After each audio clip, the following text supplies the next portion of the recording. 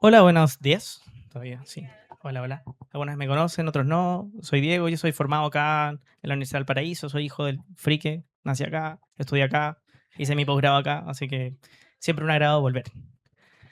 Em, Hoy el tema que les traigo a colación es vía aérea difícil y el enfrentamiento en medicina de urgencia. Va a ser un poco distinto y vamos a ver por qué, ¿ya? Esta es una frase que a mí me gusta mucho, la pongo siempre en todas mis exposiciones. ¿Ya? Es una frase de Dan Sandberg, uno de los padres de la medicina de urgencia, dice que la medicina de urgencia son los 15 minutos más interesantes de todas las otras especialidades. Cuando se pone fome, lo subimos a piso, ¿cierto? Entonces, los key points o los conceptos clave de nuestra presentación. ¿Ya? Yo siempre parto por las conclusiones, mucho déficit atencional, así que probablemente más de alguno tenga, va a durar la atención que quede en esto es suficiente. Toda vía aérea en urgencia, por definición, es una vía aérea difícil, como concepto. ¿Ya? Existen dos tipos de vía aérea difícil, la anatómica, que es la más conocida, y la fisiológica, que es la que le vamos a dar más énfasis hoy. Estabilizar la hemodinamia previa a una intubación reduce los riesgos y por lo tanto la mortalidad de mis pacientes. Y preparar previamente el material para los planes A, B, C, D o E de la vía aérea es fundamental. No vamos a dejar de saturar al paciente, siempre es mejor volver atrás y ventilar con la estrategia Vortex que les voy a presentar.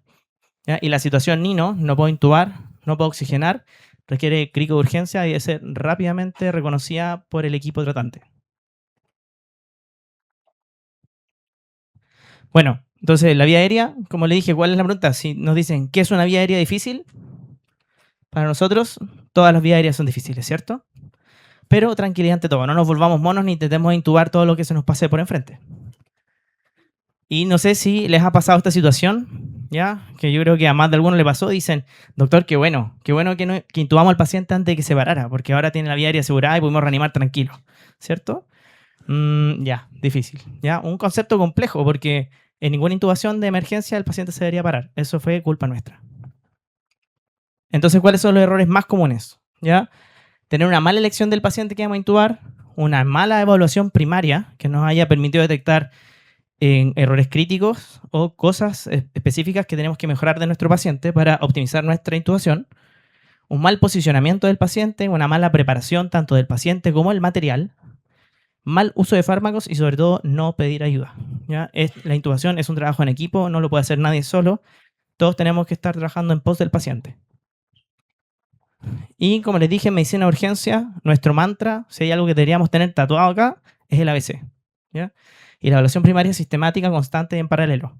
Y necesitamos realizar evaluación sistemática, es decir, nuestro ABC, antes de poder intubar a un paciente. Entonces, como les dije, todas las vías aéreas son difíciles, porque si el paciente requiere intubación de urgencia, es porque no tiene otra opción. No viene a una intubación electiva, no viene a un pabellón, no viene con anestesia a intubarse sano de la casa o operarse una cole. Necesita intubarse porque si no se va a morir. Entonces, nosotros tenemos que ponernos en ese concepto. Es un paciente con una fisiopatología totalmente destruida. Es un paciente inestable, a punto de pararse. Y por lo tanto debemos tener un plan A, un plan B, un plan C. ¿Ya? Un D o un E, ojalá. Es decir, si falla mi primer intento de intubación, no quedarnos pegados con lo primero y tener planes accesorios para asegurar la ventilación y la oxigenación de ese paciente. Este, por ejemplo, es un carro de vía aérea difícil, gringo por supuesto, que es espectacular, porque si se fijan, tiene etiquetado el plan A, el plan B, el plan C y el plan D, como intubación estándar, máscara laringia, ¿cierto? Intubación por fibroscopio o vía aérea quirúrgica. Obviamente no tenemos todas esas opciones, pero nosotros en nuestro plan de intubación deberíamos tener algo. Por ejemplo, lo que yo hago yo. Yo digo, ok, voy a ir con laringoscopio más boogie, como plan A. Mi plan B es videolaringoscopio con conductor. Plan C, una D-Blade o una máscara laringia, etc. Y nosotros podríamos tener nosotros un kit de intubación recomendado con plan A, con plan B y con plan C. En respecto a esto, y cómo yo varío de plan, ¿ya? Los anestesistas tienen una estrategia muy interesante, ¿ya? Que se llama la estrategia Vortex. Y se llama así porque esto es un cono, ¿ya? Y al fondo está la vía aérea quirúrgica. Tengo láser, no necesito mi mano. Perfecto.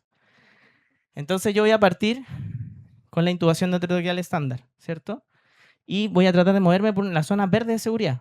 Y si yo fallo en mi intubación, no voy a dejar que mi paciente sature o se oxigene, voy a pasar rápidamente o a ventilar, ¿ya? O a utilizar una máscara laringe y recuperar la oxigenación de mi paciente para un nuevo intento. Y yo puedo moverme entre estas tres cosas, porque mi objetivo no es que el paciente tenga un tubo en la boca. Mi objetivo es que el paciente ventile y oxigene, ¿cierto? Y vamos a tratar de evitar caer en la crico. Y dentro de este mismo contexto, el bully siempre va a ser nuestro mejor amigo. ¿Ya? Según el estudio Device, ¿ya? El uso del bully mejora en una forma importantísima, ¿ya? Nuestro éxito de intubación en el primer intento. Sobre todo en personal que tiene una poca exposición a intubaciones. Y eso se da en la unidad de emergencia, porque nosotros intubamos aproximadamente cada staff 2 veces al mes probablemente, ¿cierto? Cada 2 semanas intubamos, si tenemos suerte, una vez por semana. Sobre todo considerando nuestro esquema de turno. No estamos intubando todos los días, ¿ya? Entonces, esto, claro, uno dice, sí, en la emergencia se intuban todos los días. Sí, ok. Pero el mismo staff que hace la misma laringoscopía no intuba todos los días. ¿Okay? No estamos en un escenario controlado donde podemos intubar 5 o 6 pacientes diarios. Intubamos un paciente y el que paciente estamos intubando se está muriendo. Perfecto. Entonces, en ese caso, el bully, ¿ok? Nos otorga una facilidad tremenda y mejora nuestro porcentaje de intubación sobre el 90%. Y bueno, conociendo estos conceptos como generales de optimización de vía aérea, nos preguntamos qué es una vía aérea difícil. Existen, como les dije, 2 vías aéreas difíciles. La anatómica, que es la clásica, la que se enseña en anestesia, en pregrado, ¿cierto? Que es la que todos sabemos reconocer, paciente obeso, cuello corto, con una mandíbula corta, con una distancia tiromentoiniana pequeña. Pero también existe la vía aérea fisiológica. Y esta es la que se nos puede pasar y la que puede matar a nuestro paciente. No esta, porque esto se soluciona con todas las herramientas que tenemos, el plan A, el plan B, el plan C y el plan D. Pero esta, si yo someto a mi paciente al estrés fisiológico de una intubación sin optimizar esto, es fatal. No voy a hablar tanto de la vía aérea anatómica porque todos las conocemos, pero sí quiero dejar algunos conceptos claros de esta y por qué no nos sirve tanto la evaluación de la vía aérea anatómica en medicina de urgencia, en nuestro setting.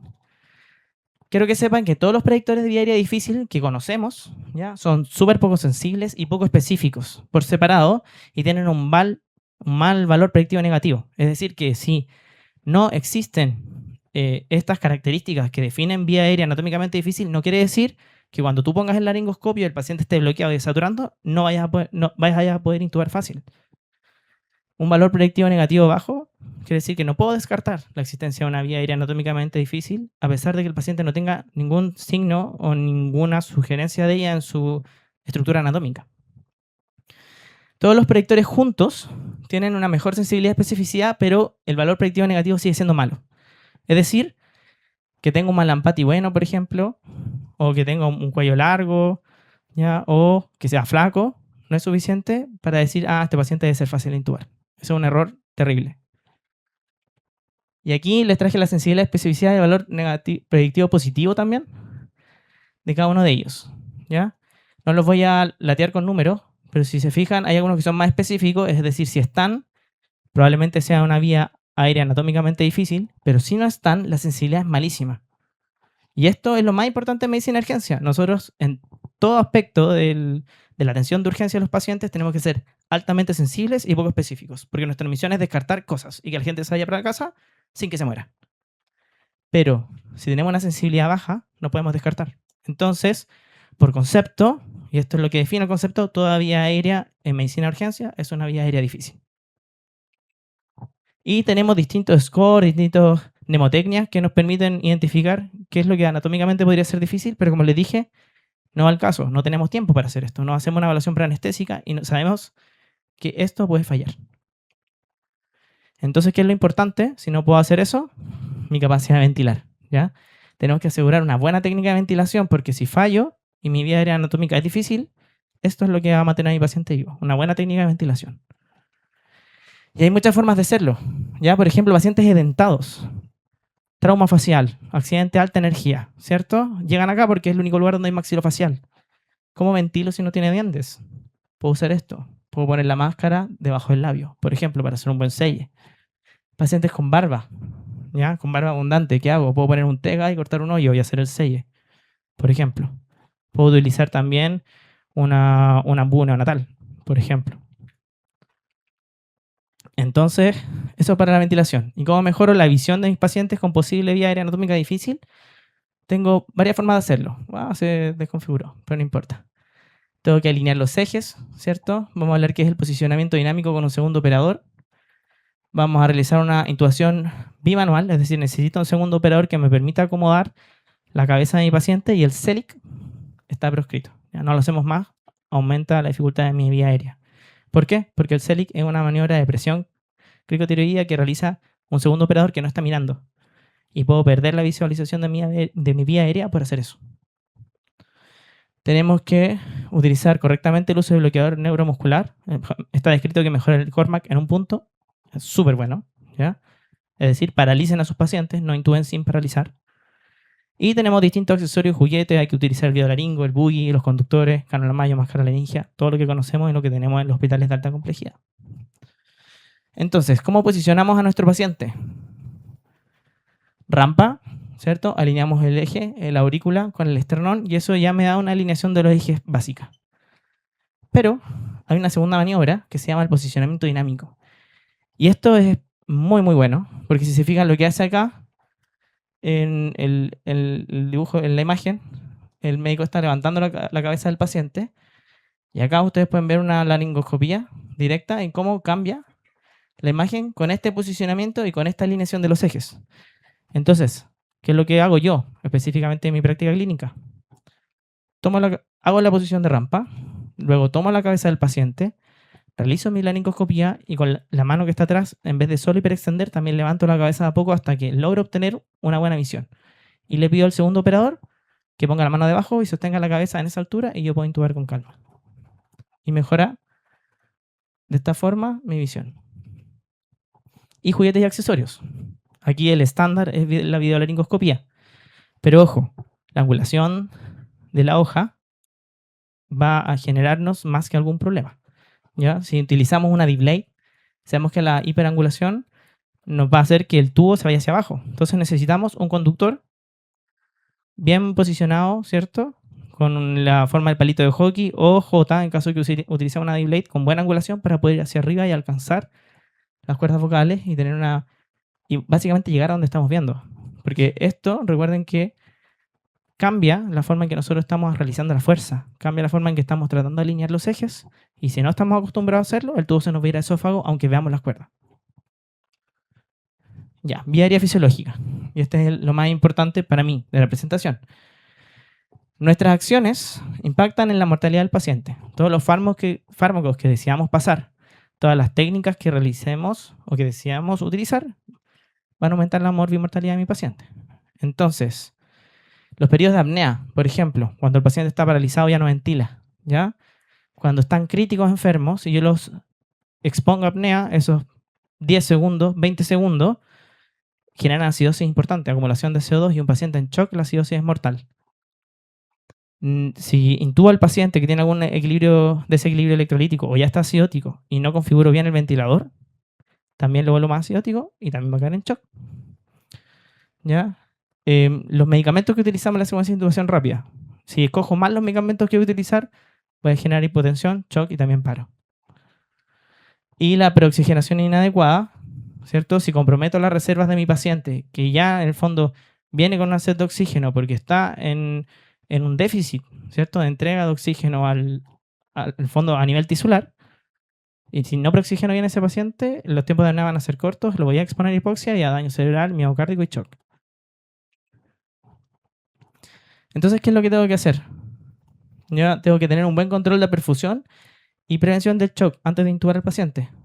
Tengo que lograr un buen manejo de la acidosis y una buena ventilación y corrección en el ventilador cuando el paciente se intuba. Tengo que asegurarme de no tener una falla del ventrículo derecho. ¿Por qué? Porque la presión positiva del ventilador genera colapso ventricular, disminución del gasto cardíaco y shock. Y el paciente se puede parar cuando lo conecto al ventilador. Y tenemos que manejar bien las reservas de oxígeno de nuestro paciente. Entonces, en relación a la oxigenación y la preoxigenación, como les dije, tenemos que optimizar la reserva de oxígeno, permeabilizar y posicionar bien al paciente para que los tiempos de apnea sean cortos, aspirar bien las secreciones, considerar los distintos dispositivos que vimos recién. Y tenemos que considerar varias formas de aportar oxígeno, no solo ventilar a nuestro paciente. Por ejemplo, lo más común, ¿cierto?, es que utilicemos una mascarilla de reservorio. Pero de repente los pacientes necesitan flujo. Podemos utilizar una CENAF. ¿Ya? Puedo intubar con la CENAF con técnica de NODESAT y oxigenar por oxigenación apneica y aumentar los tiempos de apnea de mi paciente. Puedo también hacer una segunda intubación retardada y puedo utilizar la presión positiva del ventilador mecánico no invasivo para reclutar más alveolo del paciente y ganar tiempo de apnea. Incluso con esto, yo puedo hacer una intubación vigil después. ¿Qué puedo hacer también en relación a la conciencia del esfuerzo ventilatorio? Como les dije, cuando yo paso los medicamentos a mi paciente pierde la conciencia, uso los inductores y pierde la capacidad de generar esfuerzo ventilatorio, se recluta rápidamente y empieza a correr el tiempo. Esto que ven acá es una válvula de BIP y puede resultar muy, muy útil en esto, porque genera presión positiva, como si fuera un ventilador mecánico no invasivo pobre, ¿cierto? Pero aquí puedo generar 5, 10, 15 miligramos de presión y puedo volver a reclutar a mi paciente, ventilándolo cuando está inconsciente. Entonces esto también debería tenerlo todo nuestro bambú. Y si el paciente desatura, cuando estoy tratando de intubar, ventilo, ¿cierto? Traigo de no caer en el vortex, ¿ya? Si el paciente tiene una saturación normal, cuando lo voy a intubar, y lo estoy intubando, por ejemplo, porque es neurocrítico o por otra causa que no sea hipoxia o falla ventilatoria, puedo tener una tolerancia del 92-94% y decir, ojo, está desaturando, voy a ventilar. No tengo por qué arriesgarme a bajar más de eso. Si el paciente viene mal, tiene una mala reserva, tengo que priorizar la preoxigenación, ¿ya? Voy a ser mucho menos tolerante con cuánto puede bajar la oxigenación y voy a tratar de utilizar otras técnicas accesorias, como preoxigenar con el no invasivo, ¿cierto? Con una secuencia retardada, o un AMBU con válvula de PIP, y siempre recordar el vortex. La segunda patita de la vía aérea fisiológicamente difícil, la hemodinamia, ¿cierto? Oxigenación, hemodinamia. Los medicamentos que utilizamos generan un alto riesgo de compromiso hemodinámico, ¿ya? Shock y paro cardíaco. ¿Qué pasa cuando nosotros pasamos los medicamentos para intubar? Se inhibe la adrenergia del paciente y el paciente está corriendo una maratón, se está defendiendo. Está utilizando toda su adrenergia para tratar de sobrevivir a la noxa que lo llevó a consultar con nosotros y a llegar a nuestro reanimador. Y cuando yo corto eso, cuando paso, por ejemplo, 50 o 100 gamas de fentanilo o 100 miligramos de propofol, el paciente se apaga, es un shutdown. Y no tiene cómo defenderse. Y el shock se profundiza y ahí se pueden parar. Además, hay algunos medicamentos inductores, por ejemplo el propo, ¿ya? Que generan vasodilatación periférica y pueden hipotensar. Y la ventilación a presión positiva, es decir, solo por intubarlo, ventilar con el AMBU o conectar a un ventilador mecánico, disminuye la precarga del corazón derecho por aumento de las presiones, ¿ya? ¿Qué es lo que pasa? En la presión externa positiva que nosotros estamos ejerciendo para ventilar, hace que aumente la poscarga al ventrículo derecho y no logra inyectar sangre para llegar al ventrículo izquierdo y eso genera una disminución del gasto cardíaco total y shock. Entonces hay muchas formas que tenemos para que el paciente se muera cuando estamos intubando. Y nuestra misión es tratar de prevenir todo esto. Entonces, en el paciente en shock, que es el que por defecto nosotros vamos a estar intubando la mayoría de las veces, el hecho de hacer la laringoscopía genera reflejo vagal y eso genera bradicardia. Por lo tanto, disminución en el gasto cardíaco, ¿cierto? Recuerden que la fórmula de gasto cardíaco es frecuencia cardíaca por volumen inyectado. El fentanilo, como les dije, disminuye la adrenergia. El propofol genera vasodilatación periférica. La ketamina, que nos gusta tanto a los urgenciólogos, ¿cierto? Si bien es cardioestable, mantiene la hemodinamia, aumenta el consumo de oxígeno miocárdico. Entonces, por ejemplo, un paciente de shock cardiogénico con un infarto no puede utilizar ketamina. ¿Y qué es lo que debería hacer entonces? Debo reanimar y después intubar. Ese es el orden. Entonces, cuando yo estoy evaluando mi vía aérea, si estoy haciendo la ABC, o la A está fallando, la B también, la C está más o menos, voy a priorizar la C. Y voy a estabilizar a mi paciente mientras aporto oxígeno antes de asegurar esta vía aérea, para evitar caer en esto. Entonces, hay varias formas de predecir y evaluar a mi paciente para pensar en que puede caer en shock y paro cardiorrespiratorio. Uno de ellos es el shock index, ¿ya? Un shock index mayor a 1.1 me habla que el paciente está con un shock oculto compensado y eso quiere decir que tengo que reanimarlo, aunque se vea bien, aunque la presión esté buena. ¿Qué cosas tenemos bedside? El modeling score, ¿cierto? El llene capilar intensivo, moteado, reticularis, son pacientes choqueados hasta que se demuestre lo contrario. Y no deberíamos inducir a ese paciente hasta solucionar eso. Deberíamos realizar monitoreo avanzado, ¿cierto? Aquí tenemos iStat, deberíamos usarlo para descartar acidosis, ¿ya? Línea arterial, por ejemplo, si es necesario, si se puede. Iniciar soporte hemodinámico precoz. La noradrenalina, la mejor droga inventada por el ser humano, ¿ya? Úsenla, es segura en vía periférica. Hay un montón de estudios que demuestran que no pasa nada si no la parto por un central. Y eso me permite asegurar perfusión, asegurar presión y estabilidad hemodinámica para utilizar medicamentos que podamos generar hipotensión si es que no está bien estabilizado mi paciente. Y el manejo de fluidos, ¿ya? Deberíamos optimizar la precarga de mi paciente, asegurar un buen gasto cardíaco, ¿cierto? Pero no excedernos. Un paciente que polemizamos con 4, 5 litros de volumen se pone congestivo y después tratamos de intubar, es un paciente que se va a parar por hipoxia y por aumento de la precarga y aumento de la presión en el ventrículo derecho. Entonces, si voy a polemizar a mi paciente, que sea con algo que me permita decir hasta cuándo. Para eso el eco, la aparición de líneas B, por ejemplo, es ideal. Y la estrategia farmacológica debe estar acorde a mi tipo de paciente. O sea, si es un paciente en shock séptico, no voy a utilizar propofol. Quizá voy a utilizar la mitad de la dosis de fentanilo. Puede que utilice tomidato, por ejemplo, que es cardioestable. Si es un paciente en falla cardíaca, no voy a utilizar ketamina, porque genera un aumento del consumo miocárdico y genera shock cardiogénico.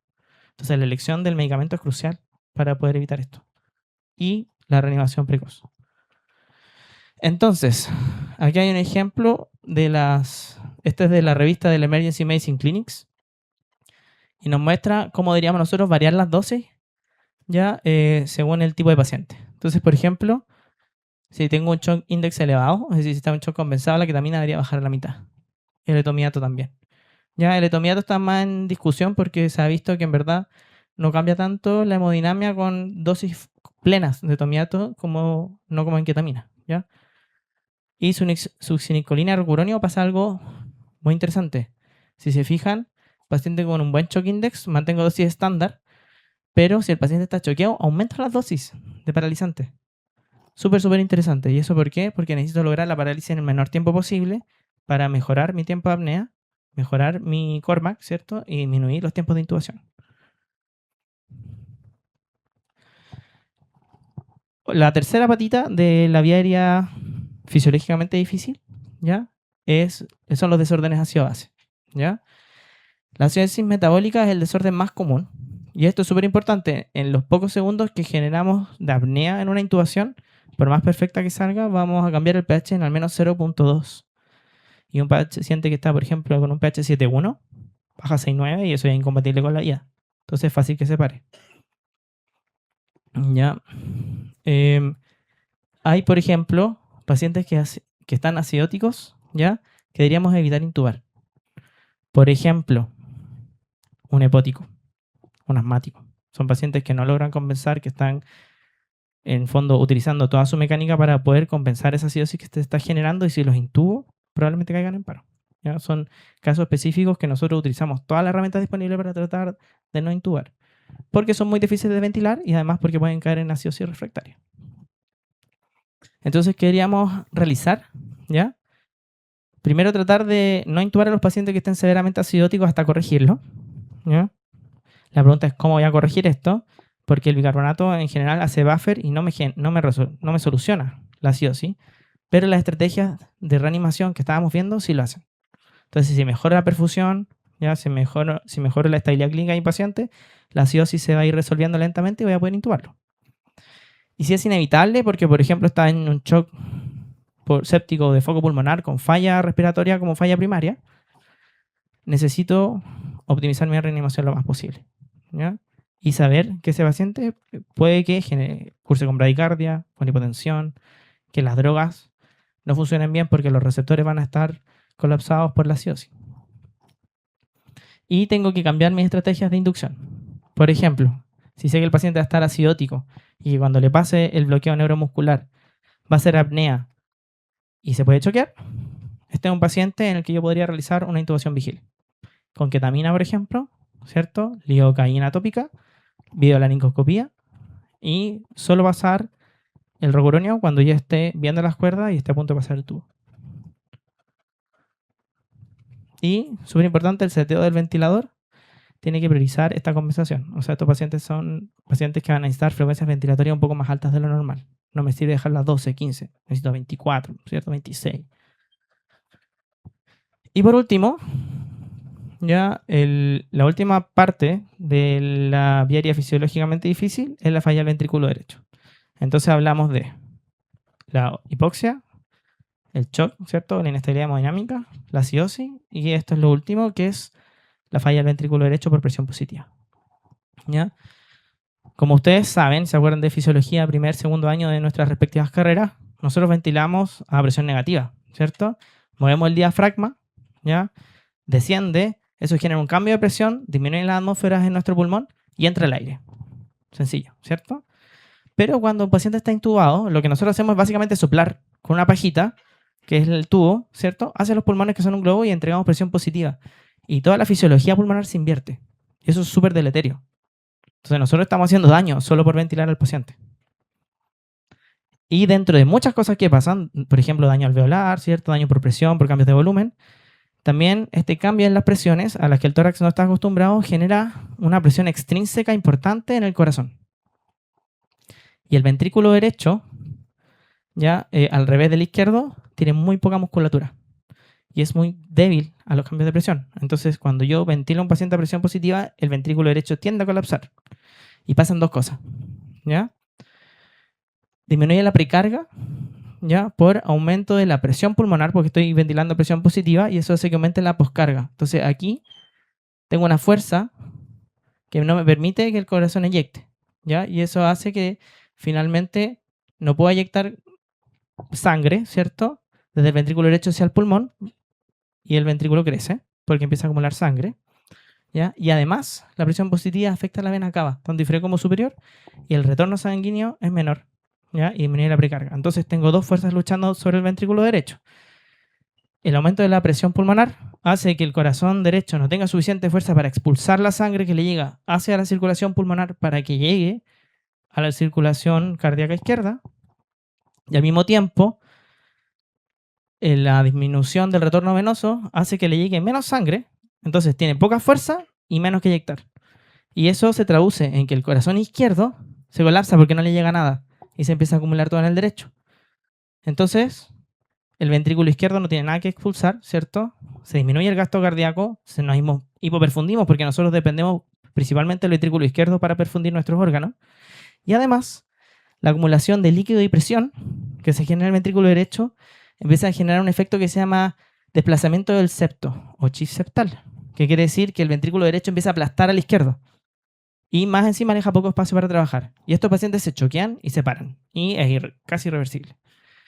Y si recuerdan, esto es muy parecido a la fisiopatología del TEP. ¿Ya? En el TEP pasa exactamente lo mismo. Entonces, pacientes que estén cursando por falla cardíaca derecha, deberíamos evitar a toda costa intubarlos. Por ejemplo, TEP de alto riesgo o shock cardiogénico. Esos pacientes, nuestro último recurso debe ser intubarlo.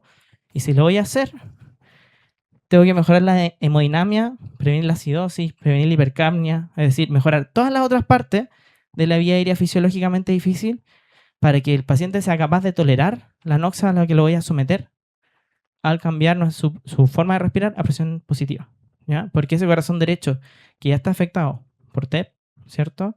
O por shock cardiogénico, no va a ser capaz de tolerarlo. Y si tenemos las otras partes de nuestra vía aérea fisiológicamente difícil afectadas, ese paciente se va a parar. Entonces, por último, por algunas condiciones especiales, ¿ya? Como les dije, asma y EPOC son pacientes que hacen acidosis, deberíamos tratar, optimizarlo, utilizar ventilación mecánica no invasiva en vez de intubarlo, ¿ya? El TEP, ¿ya? El shock cardiogénico, la sepsis, son condiciones que nos obligan a optimizar la reanimación de nuestro paciente. El gran quemado es un paciente que no puede utilizar ciertos paralizantes. Por ejemplo, no puedo utilizar succinilcolina, ¿cierto? Por hipercalemia secundaria. Y pacientes, por ejemplo, con angioedema, angina de Ludwig, con alteración anatómica de la vía aérea superior, son pacientes que quizás deberíamos optar por una intubación vigil para impedir en el fondo que al bloquear ese paciente no podamos intubarlo. Eso, muchas gracias.